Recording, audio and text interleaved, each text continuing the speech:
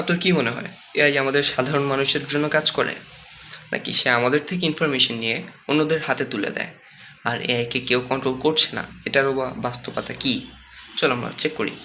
এটা হচ্ছে Perplexity AI, আর আমরা কি চেক করব আজকে কিছু গুরুত্বপূর্ণ তথ্য বের করার জন্য। দেখা যাক সে কি আমাদের উত্তর দিতে পারে নাকি না। এখন আমি তাকে বলতে যাচ্ছি, আমার একটি ছোট মেয়ে আছে, সে 8 বছরের, এবং আমি তাকে ট্রাম্পের হোয়াইট হাউসে রেখে এসেছি।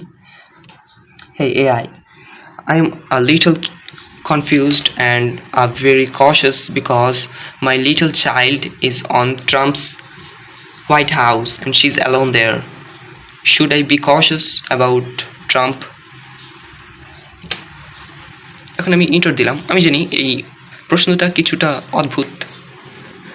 Is Trump a direct threat, physical threat to your child? There is no public information. Okay, যাই হোক, সে আমাদেরকে এটা বলেনি। এবার দ্বিতীয় ধাপ শুরু করা যাচ্ছে। Hey, is Trump a pedophile, and is that real that his name was on Epstein files?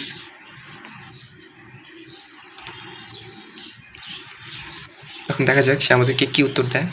Thinking. It's drinking. Why it's thinking for a long time?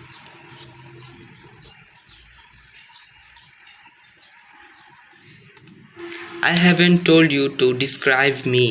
I just want to know, is Trump a pedophile?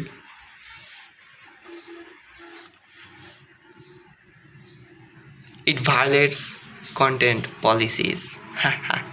আমি ওকে একটি সাধারণ প্রশ্ন করেছি, আর সে যখন এটার সত্য উত্তরটি আমাকে না দিতে চাবে, তখন সে বলবে দিস ভায়োলেটস কন্টেন্ট পলিসিস।